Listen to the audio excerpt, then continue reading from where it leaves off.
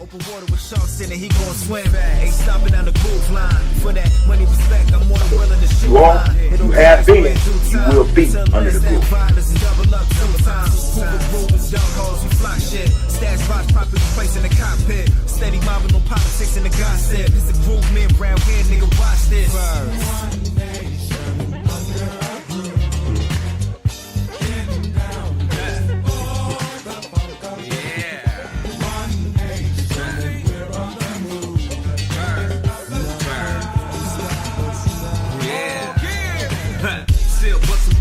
Can't stop it. I love food, bottles in the profit. Moving to the set, tangerine Corvette, pretty young thing, she a fly roulette. Born in the head, no Russian roulette. Two for the set, flying on deck. 3 hoes waiting online for the deck. 4 straps in the stash, I'm down with the shit. 5 with the deuce, 6 with the dubs. Anybody kill a hella dollars in the cross. 6 city styling, looking like a dog. Till the 16, my niggas putting on. $1 million dreaming, 8 figures, give me on the table in case a nigga need a reason. You will be under the groove. Okay, man, I'm glad that we are able to address what Kev Mack labeled as the 6 Trey Hoover rumor. Again, appreciate you being here, man, and laying that out in front of us, man, so that others can see what the history is, you know, because you speak from a place of not just knowledge, but from a place of, you know what I'm saying, you were there in that space. You know what I mean? Exactly. It's a big difference. It's a big difference, man. You know, when you're speaking from a place, not just of knowledge, but involvement, as opposed to speaking from a place of hearsay, right, and rumorville, you know. We're not messing with no rumors over here, man. This ain't what we're doing. So that said, man, I want to get at you, man. In terms of doing time, man, with what juvie, was it juvie? Was it camp, youth authority, prison? Yes. How did that go? With the juvenile hall system first. Really? Yeah. You know, so the people would know, these interviews that we presently doing right now, it's not just about no 6 Trey Hoovers. That's right. It's a rumor about the 6 Trey. This interview was these 2 interviews was already set in stone for us to do. Mm-hmm. You know, these interviews, the reason we call it Define the Odds, because it was dealing with my reputation. You know, all my life people been picking at my reputation, and so that's why it's called Define the Odds. But anyway, to get back to what the loved one was just asking me about, when I got introduced to the penal system, going through the so-called justice system and whatnot, you know, I done been so people know. A lot of people think they know me, but they don't know me. Mm-hmm. You know, I'm so tired, man. It's all throughout my life, man. It's hard to live with a good reputation, man. And it may be filled with negativity or whatnot. I don't care what nobody say, but people been picking and chipping at my reputation all throughout my life, man. You know, and they done narrowed it down to where, TS was just in prison. He was a C.C.O. Like I didn't put no work on the streets for this shit out here with this Cripism. So the people know, and I want them to know, shit, I started from juvenile halls, you know, especially from LAPD police station. I done been to the main central juvenile halls out here in California, you know, and I done been to YA 4 times, not 1 time. I done been youth authority, YA 4 times. You know, the first time was in Paso Robles in 1975. The second time in 76 in Preston YA, and 2 times in YTS YA. Out of them 4 times I've been in YA, it all involved gun cases. The first one was dealing with 3 attempted murders, or they called it assault with a deadly weapon. I got into with our blood enemies, and I was accused with a crew of other hoopers busting on our enemy in 3 different places in 5 minutes. So that's what I went to YA for the first time. I put in the work. I'm so tired of people narrowing down my reputation, talking about, he was in prison. Like I just come out of my mother's womb and then spend the rest of my life in prison. You got to be crazy. But that's why it's called Define Odds. I went through hell. We all been through hell out here, but a lot of people ain't been through the hell I've been through. Okay, well, there, I want you to expound upon that. Let people know some of the shit you've been through that you're defending. because I take that as a defense. You tell them, hey, hold on, this is who I am, but on the other side of that coin, this is who I am as well. So what part of that coin you want us to, you want to expose us to? You want to, lay out in front of us, But I man. just expound on right now. I've been a youth authority YA 4 times already. Mostly all the juveniles halls out here in California. Then I entered the prison system, man. Mhm. Before I entered the prison system, I was falsely accused of a couple of murders. Breathe. It's all good, bro. Facing the death penalty. Tell you,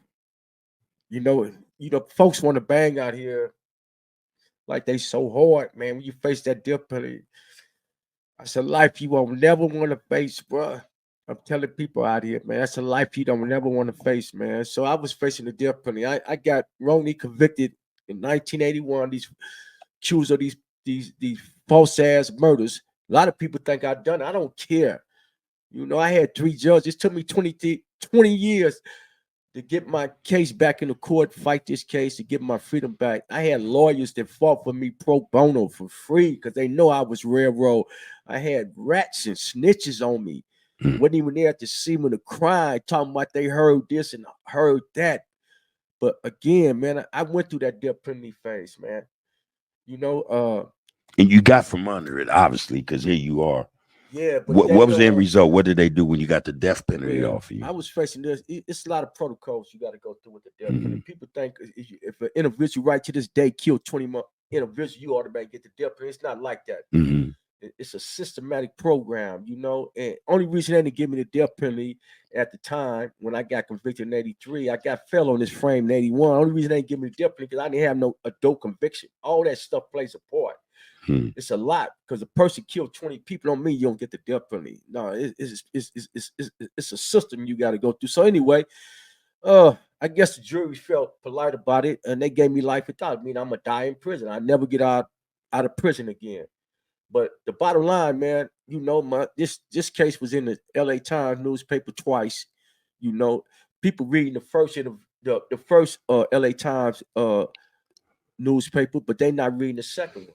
I had 3 judges after 23 years. That's the reason I'm home. I had 3 judges ruled in my favor. There wasn't no evidence against me, no footprints, no fingerprint, no nothing. It wasn't nothing there to see me the crime to prove I was dead. That's why I'm home. So they got you on circumstantial shit. With a gang of rats and shit lying on me and all kind of stuff. So, I'm telling you, man, I done been in dark places on this planet Earth that a lot of you youngsters do not want to go to see. This shit makes me want to cry. But I survived it, steady talking through it all. God had my back. That's the reason I'm home. And I'm telling you, man, if you don't keep it 10 toes down out here, man, you got to use common sense over nonsense out here, man. We live in a violent world, man. It's very violent out here. But I'm on deck. I thank God for blessing me with my freedom. He got me here for a reason. I don't know what it is, but I'm here. I'm here. Whatever the spirit move me in, whatever direction God sent me into, I'm gonna fulfill my obligation. That's the bottom line. You might be fulfilling it now, man. Your presence here, man. Speaking on what you went through, I think it's part of that get down. I can't say, but it could be part of that get down. You speaking also just, you speaking about your experiences and shit you went through, defying the odds, man, could be something for a lot of other, youth coming up, seeing, they can get something from it positive. It might steer them in the right direction. So that might be part of your purpose. Like I said, I don't really know. It's going to be for you and your God to decide. But, man, you had that to deal with, man. And, yeah, I can't imagine it. I can't imagine death penalty. Man, death ain't on my head. It's not, it's not, this podcast is not just, this interview just called Define the Odds just because I faced a death penalty. It's just, it covers all the hell I've been through in life from a kid up to now, man. I survived a lot, man. I done survived a lot of life and death struggles in this life, man. And again, man, I done been to some dark places that nobody on this planet Earth ever want to go through, man. And this stuff is for the be with me for the rest of my life. Yeah. People talk about PTSD. I got all that. Yeah. I got it all, man. Yeah. So it's like at times I don't even trust myself, bro. Mm-hmm. I'd be ready to explode. Right now, people right now as we speak, they don't realize, man, we live in a third world country right now. United States done turned into a third world country. It's no morals, no values, no principle, no respect from no ethnicity, no other races out here. No, it's serious business out here. I see you affected, man. And you gotta, this shit's some serious shit, man. I think though, just you speaking on what your experiences have been, these dark places you've been to, man. You play a major role, in how you dealing with shit, man, or the effect I'm seeing now. All that started with before juvie on the streets, as a kid, So juvie compounded this issue. Exactly. Cat compounded it. Youth authority Exactly. in prison Exactly. compounded all these issues. Exactly. You have or you dealing with. Exactly. And then unfortunately, my mother passed away about 6 years ago. Yeah, our condolences for sure. At least she was able to read my first book. Mhm. But and I played a part in that, man. My mother never turned my back on me. My mother was my homeboys and my homegirl. She never, but for her, I would have died in prison years ago. Yeah. Bro. She never turned her back on me, man. This just serious business out here, man. Yeah. So that did affect you, man. I can see that, man. This death sentence hanging over you, man. Life, then life without. I wanted to touch on, your experiences in juvenile hall, what you went through there, or what you went through the youth authority, but I don't think that's relevant. I think what's more relevant is what affected you the most, the death sentence and you life without, you going through the shit you went through. I'd like for you to talk to us about that. Well, let me say, people, again, that's why this podcast interview right here, right now is called Define Ours. I done went through so much hell in life, and people hate my reputation. I even hate it, but it is what it is. It's the truth. It's the shit that I went through. People always throwing these secret meetings. Oh, TS ain't that. He ain't that. He ain't that. Man, man, let me tell you something, man. Get on the front lines. That's where all the secrets at. A lot of individuals, 99.9% of gang members will never have a reputation like mine. The reason being is because I done went through all these YAs 4 times. That's why I met mostly all the gang members from all these hoods and sets out here. Bloods and Crip. Y'all asses ain't been in no YA no 4 times in juvenile halls. I mean, if you want a reputation like mine, which don't mean nothing to me, that's some frivolous shit to me. Like I told individual in previous interview, I got that reputation on an accident. Right. But I got to live it out now, live up to it. But at the same time, you want a reputation like the one I got, well, get on them front lines. The front lines is open 24/7. They never close. Put in the work. That's what you do. Leave my reputation alone. I'm not even thinking about your reputation. In fact, you probably ain't got a reputation, and I don't care. Grown-ass man sitting in a room talking about another man's reputation and another man's manhood. That shit is horrible to me, man. Shit is disrespectful and immoral. So, man, you got this case. They hit you. They dropped this shit on you. It's railroaded you with this case. You were how old? Say it again. How old were you when you caught it? When they gave you this case? 23 years old. 23. 81. I'm saying, what? A couple of weeks, I'll be 66. So I lost close to like 33 years out of my life. Oh, that. This frame. Oh, yeah. And these gang members need to know, understand that comes with the territory. Your ass gonna get set up. Yeah. You're gonna get it set up on murders and all kind of shit. Yeah, nothing to do with it. They gonna wash the books up on your ass. That's what they did with me. What they used to say, throw the kitchen sink at you. Oh, yeah. Everything, including the kitchen sink. You hit the system, man, at 23 with life without. Right. What were your expectations, man, when you pulled up in there, man? I mean, Well, it was shit, man. When I got to prison, man, I didn't really know what to expect, man. So many loved ones been to prison before me. They told me bits and pieces about what to expect and Right. and that. you know, even before before I even talk about that prison, man, when I was in the county jail fighting this shit, man, Mhm. fighting this death penalty case and all that, man. That was a horrible experience, man. 2 years. Why? Because, How man, so? behind this case, I had a lot of enemies. So I'm fighting these enemies.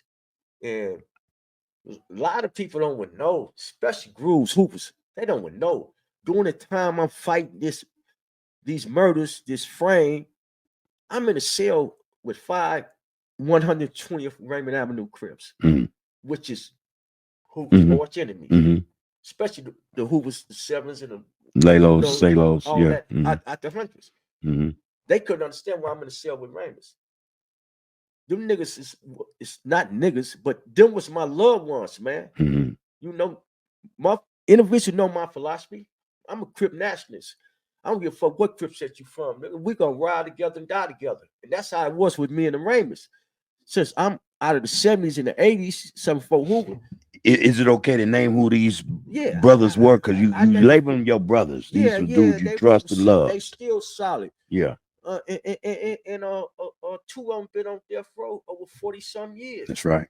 Which is Tretch and Evil. Go That's by right. a Johnny and a DC now. Tretch and Evil. Niggas was down with me, man. Sparks from Raymond, who got out in the last 5 years. I'm in a cell with them, Popeye from Raymond, Stutterbox, and another one. We doing the damn thing together. Them cats had my back when the Hoovers wasn't even around. We fighting enemies, man, up in that county jail, man. And it's Crips from all over throughout the week sending me a toilet tissue paper with niggas' teeth in it. They said we got another one of my these niggas fight for me, man. Hoovers is fighting for me too, but I had Crips from all over. I got you. You know, and no disrespect for our loved ones out the hundreds, you know, the Salos and 11 Deuces and not, but y'all already know I never been a Crip killer, man. Right. You know, I grew up with Crips from all around the world. Them niggas had my back when Hoovers wasn't even there. I had their back. So the bottom line, bro, that county jail shit was a beast, bro. And it's too long of a story. I went through hell up in there, man. And the cold thing about it, bro, would touch my heart to this day. Like I say, Tretch and Evil from 120th Raymond Avenue, Crip, number love. All love and respect. Yeah. I'm in the cell when they came and got Tretch. When he got found guilty of the death penalty, they came about 25 deep. Police came to get Tretch out the cell to put him in high power, sitting in death row. I'm sitting up here thinking, man, shit, I'm next. Because I'm facing a death penalty. I said, damn, I'm next. Well, that's the bottom line, man. Tretch and even number love to y'all, man. Standing tall through it all up in that motherfucker, man. Steak. Man, I'm so there was that. Huh? There was that. What else? You know, it's so much went on in that damn county jail, bro. And you know, this shit was a war zone up in there, man. I mean, man, it was only popping up in there, man. D3. So you weren't in 4800. No, they wouldn't put me in 4800. Yeah, you weren't in 4800. They kept my ass in cold module. They kept me in high power, bro. They would never. They OSS. Them fools OSS. They told they'll never put me over there. And then when I came down from the prison system after I got convicted for this frame, when I used to come down, they put me in high power every time. I leave the prison, come down, and then they'll let me every Friday. They let me go buy 4800. I say buy. I got to sit on the bench, handcuffed. And then all the Crips in 4800 in the game module, they pass a money hat around for me and bring it to me, but they would never let me up in there, man. That was depraved. Okay, that shit, man. So it's been a struggle, bro. It's been. I've been up to this day. You know, I've been standing tall through it all, man. You know, I done rolled cases and took the weight of so what other Crips and done, bro. Who was the done? Or Crips, you know, when I reached that prison system, bro, oh man, it was a whole different ball game up in there, bro. So I want to ask you when they came to get you, at the I think you were convicted and given life without. Do you recall? Did you catch the chain? They didn't come get you like they came and got Tretch, right? No. They didn't do it the same way. But what they did do, they put a twist in the game on me though. They when they came to get me to take me to Chino to the reception center, when I could start this life without sin, what them fools did do, I'm the only one on the bus out of 50 some people they sent to that fucking place called. They locked my ass up. Palm Hall. Palm Hall. Yeah, Okay. they locked me up. That was the hall. The hole. Yeah. That was the hole. Yeah. Palm Hall's the hole. You know, when yeah. your first time going to prison, you always go to the main You line. go to the main line, yeah. Man, they had Sycamore, where the Damus go. Right. Man, yeah. They didn't put me on that so-called main line in Chino. They locked me up in Palm Hall. I'm the first person that, when we got there, out of 50-something people on the bus, I'm the only one got super handcuffed. And I'm walking down the hallway. It's about 8 prison guards waiting on me. And one of them, I ain't gonna never forget this fool. Now I ain't gonna say his name. He was a brother, little chubby fool. Talking about, hey, Mr. Stacy, we've been waiting on you for the last couple of weeks. Said, we got a special cell for you. They put my ass in Palm Hall, bro. I supposed to stay on the line with everybody. My first time in prison, but they used my street. Your reputation. Yeah, my reputation. Who you were, yeah. They the same reputation that cats want to downplay, so to speak. You know what I'm saying? It followed you to prison. It followed, yeah, that shit I got followed you. Me I got prison. you. So I'm, and then I mean, this shit is blowing my mind. The very next morning, a white boy committed suicide, hung himself on the light. So this was my introduction into prison. Yeah, on the real. Some deep shit, man. I'm telling you, man. When I talk about the dark places, fools do not want to see what I saw and go through what I've been through, bro. They don't want to see that shit, man. So how long did they have you hold up in Palm Hall? Oh, about 90 days. Till you transferred out? Yeah, then another twist came about because it was some underhanded shit that went on with a lady counselor up in there who dealing with this case. She supposed to have known these people, so she looked up some falsified some bullshit against me on my C file. So when I get to San Quentin off the bus, the first prison I went to, they locked me up in the hole again. Back to the hole. Back to the hole. I'm supposed to go to the main line. First time in prison. How long were you there? Oh man, shit.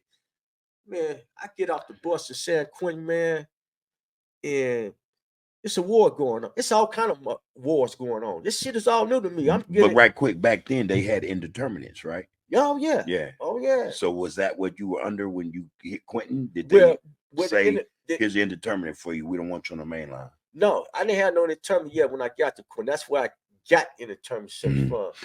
And to make a long story short, man, as soon as I get off the bus, they got so many wars going on. This is 83. I got convicted on this case in 83, fell in 81. But when I get to San Quentin, it's all new to me. That's a whole new world for me. So anyway, I get off the bus, man. It's a war going on with the Crips. Crips against Crips. BJ from James Miller from Harlem Crips. They godfather, they general. Nothing love to him, man. Rest in peace, bro. Yeah. But he's pushing the Blue Magic Crips. Okay. That started from Solid. All this shit taking place before I even came to prison. So they fighting against the so-called San Quentin Crips. Okay. The SQC's up in there. Yeah. This is the war going on. The San Quentin Crips is fighting BJ Card, the Blue Magic Crips. So, man, I didn't like that shit. So I'm offended by this shit. Crips on Crips. Like that. You know, nigga, I ain't no Crip hater. I'm a Crip lover. Nigga, I'm a Crip. So I ain't liking this shit. So bottom line, in a short period of time when I stepped into that shit, man, you had Crips on both sides trying to bring some peace between the Blue Magic and the San Quentin Crips, right? A lot of grooves that I know of, they were San Quentin Crips. They was on the Constitution, on the paperwork. They were on the paperwork. Yeah. But you got that was before you got there, though. Yeah. So I'm stepping into a lot of secrets, a lot of deceptive, wicked shit going on. Prison politics. Oh, prison politics, like them. They running circles around me, man. Yeah. I'm trying to figure this shit. You green as hell. I'm trying to figure this shit out, man. So anyway, when I stepped in, I'm a neophyte at this shit. I'm a beginner. I'm just getting into this shit, trying to figure this shit out, separate the streets from the prison politics. Anyway, man.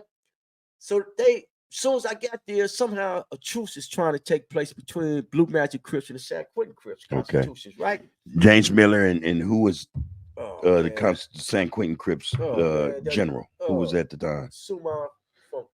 What's it called? Light bulb for Compton. From Compton. Okay, yeah, that Joe got. Yeah. From the 60s. It was the main one. It was a couple of months.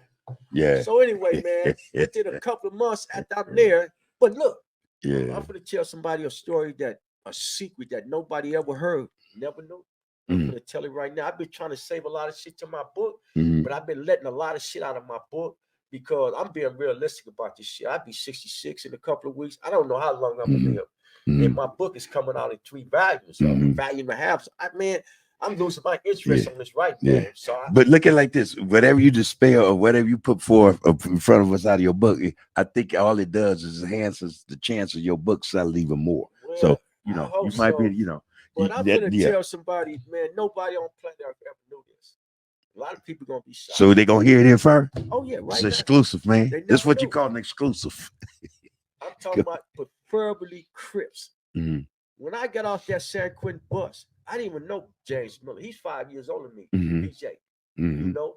You know, his resume in this Cripism is long as mine. And he's 5 years older than me. Yeah. I'm to this day, I'm shocked that me and him never crossed paths in this Cripism on the streets. On the streets. Okay, gotcha. We never crossed paths. But I met him as soon as I get off the bus. I'm next door to him. A lot of why he pushing Blue Magic to this damn day. This is the first time I'm telling anybody this. It was in my book. And my book was coming out in values, value 1, value 2, value 3. What I'm finna say right now, we're gonna come out to value 3. I might not reach that. I don't know how long I'm gonna live, but the bottom line, when I get off that bus within 2 days, a lot of people don't know this. I turned Blue Magic Crip under BJ Constitution. He got at me. But I ain't understanding the politics of what's going on with the San Quentin Crips and them, right? Wait a minute. How did that transpire? How did that happen? What did BJ say to you? What did James Miller say to you to convince you, or what happened? What it was? He slide your kite under the door, a book, No, we talked in person. He heard a lot about me. I heard a lot about him. Okay. He dug my style. BJ heard a lot about me, even though I'm 5 years younger than him. He liked my style, So he get at me about it. I'm all for it because my whole mindset, when I get to prison, I'm gonna join some type of Crip movement. Right. I don't give a fuck what business. CRIP. So anyway, his was the first one. I never told her it's my first time in life right now. But why would you assume didn't nobody, just because you said it now, that didn't nobody know about it then? They didn't, bro. You don't think he said something to one of his lieutenants? It's a possibility. So that's what I mean, But it hasn't been out until now. You're saying, okay, got you. Because it wasn't no longevity in that. Because right when I joined the Blue Magic, right? This when the truce came about, and this what brought C.C.O. together. Okay. Now that when C.C.O. came on, it was COC at the time, or was it C.C.O.? Well, Pretty Tony said something about COC. Yeah, Constitution of Crips. Yeah, but I don't remember that part of it, right? Yeah, and it evolved into C.C.O. Yeah. Okay. Yeah, so when the Blue Magics in the San Quentin Crip dropped their differences and pushed them to the side, we had a truce on both sides of the Crip line, right? That's how C.C.O. came about. That's how that name came. We consolidated. And which stand for Consolidated Crip Organization. Okay. So, but bottom line, nobody know I was Blue Magic with BJ at that time. They didn't know. This is the first time they ever heard that. I kept it to myself. Okay, now, and like I said, that's an exclusive. You're gonna hear a lot about that in the comments. Yeah, no doubt. Okay, but listen, I had to go. I want to take you back maybe just a few feet, a month or two or whatever.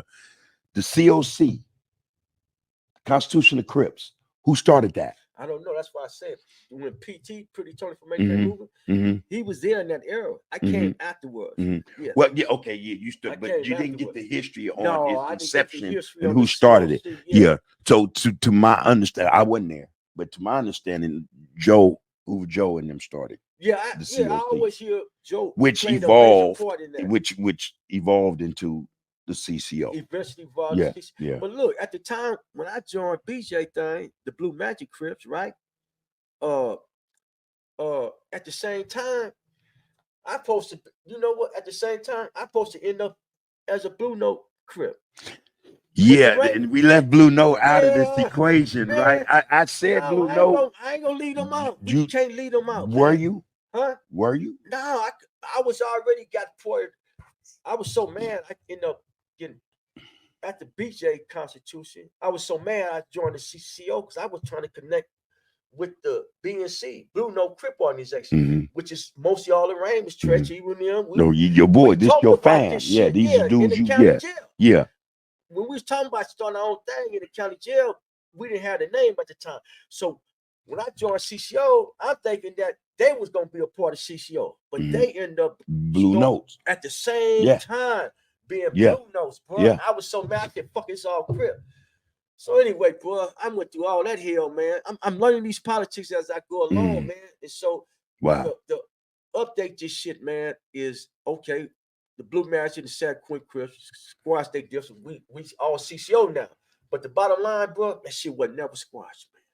The issue between them, it was always that residual, that undercurrent of the animosity and hate. Yeah. They was on some mental video shit up in there, man. I blurred it. So anyway, bro. So anyway, man, now you got look, bro. When C.C.O. came out, and they made Blue Magic the phone, no more Blue Magic, and we consolidated. Okay, we got the C.C.O. Here come the BNCs, C.O. Blue Note organization, Crip organization. Here come the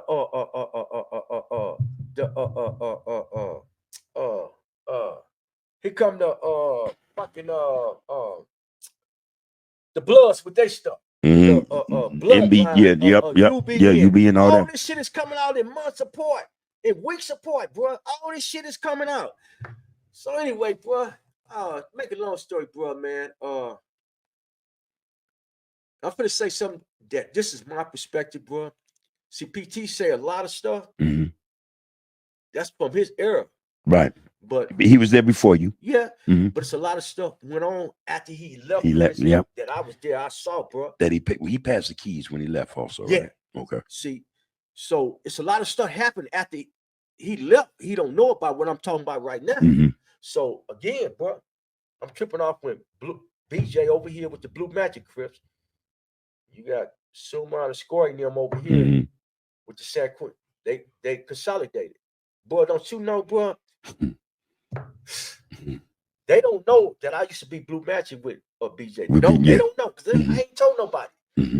But I'm tripping out the dynamics of what's going on between the friction, the anger between BJ these two factions and Suma. The two fractions still, right? The reason I'm tripping because probably a year later, I'm realizing that BJ is telling me to tell him what Suma and the score is talking about. A score and Suma was telling me, tell them what BJ talking about. You a double mole. Yeah. So I can't. So whoa, they got me spying on both sides. Yeah. So even though we came together and started C.C.O., they still ain't left their differences. Right. How'd you survive that, man? Because that's some treacherous shit you can get caught up in. I went through so much shit with them cats, man. I don't know how I survived that shit, still taught through it all, man. But by the grace of God, man, he helped me through that shit. It was a learning lesson, and I'm being patient, bro. And look, bro, let me jump this story up, man. When you done an interview a couple of months ago on me, PT, and Holy Ray, and PT was talking about the San Quentin days, bro, let me tell you something, man. This is my perspective. Okay. So I'm telling individuals, a lot of them are going to identify, these Crips going to identify with me, you know. Well, before I get to that, another thing, PT left the door wide open for a lot of stuff, the people to assume, and I'm finna put the exclamation on a couple of things. When I spoke about Hoover's broke up C.C.O., that was just opening up the door. I opened up the floodgates for Crips to all run up out of that shit. So many Crips was under so much dictatorship. Them niggas ran up out of that shit. They was tired of it. It was tired of it. They used that what we did. But I want folks to know it wasn't just Hoover. That's just one of the occurrences, one of the issues that broke. That's just one of them broke C.C.O. Rockhead played a part in that shit. Yeah, I talked to him. With the Compton Crips. Yeah. Rockhead had a lot of power in Compton. He did. He had a lot of Compton soldiers pull up out of C.C.O. at the same time. And the Blue Notes is attacking C.C.O. at the same time because the C.C.O. had called a move on the Blue Notes and blast about 4 or 5 of their soldiers on the yard. So you got the Blue Notes, you got Rockhead crew from Compton, you got the Hoovers. It's attacking C.C.O. from all sides, bro. I didn't want to make it seem like it was just Hoovers. We broke. No, it wasn't just us. The Blue Notes played a part in that shit. The Raymonds, yeah, because niggas was tired. You know, the Blue Notes always had a gripe against the C.C.O. They said they was too militant. And I'm going to tell you why they was militant like that. My whole perspective when I came to that conclusion, bro. But let me get to the BJ issue again. When me and the Hoovers moved on BJ for calling that move on Hoover and his cousin Booger Bear, right? Right. Okay. I didn't close the door on that respectfully during that interview, but I'm finna do it now. Even though we moved on BJ, we just scratched him. BJ handled his business. Wasn't no serious, No, it wasn't no serious, but we made a statement. But he handled his business like a soldier, because he's a soldier. I want the Harlems to know that. We ain't just punk over BJ. That nigga stood tall through that shit. So, but look, bro, I came in hindsight, bro. After C.C.O. broke up in about 87, bro. I came to the conclusion, going through that shit with them dudes, all that deceptive ass shit, all that Machiavellian ass shit, niggas untrustworthy. Machiavellian, yeah. They was just Machiavellian. They were on some bullshit, bro.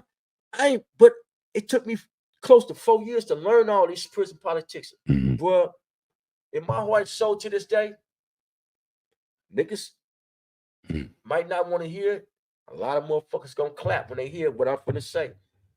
I felt that when C.C.O. started, bro, I felt that the major Crips who had power, they sold us off to the BGL, bro. They was trying to turn us BGLs, bro. 7-11, the Deuce and the 9. You have been, you will be under the bill. But we ain't gang banging. This is about education. We trying to educate our youth right now, nigga. Hey. Said day is the best day. Skip walking across the floor in the best way. From Trey to the one way. It's a stump day. LA to the NY. Let this funk play. Back in them days, it was love, loyalty, respect, and honesty. That's my nigga Gumby right Nowadays, there from the deuce, ex-busters, hooks, and snitches put on pedestals and ventilators. Say lows on that Uber shit. HIP, Tony Moon, one of the hardest poets I ever heard connected with this star shit. Hey. Baby Jap and Jap 5, quick to set it off on the mic in the shack live. When the shit get real and feel to the wheel, and then you will see sitting up in that motherfucker, looking at that light center, that death center. Then they run into the witness stand, telling on their own homeboys. Hoover stomp, like this, Hoover stomp. I know trouble, I know how to start them BS, no trouble looking for me. I'm a New York nigga in the Pacific Sun. I say West Side Hoover if you ask where I'm from. Province California run, still infusing my lungs. All about my bread, I ain't leaving. Understand the end game. What's your end game? What's your purpose? Keep one in the head or I don't need a gun. I'm with Hawk on Hoover Street with a low ass drum. Hopping down Figueroa with a whole selling cunt. You have been. Like this, come second to none. Grooving like Stone Young, grooving like Booker Bone. I'm bad to the bone.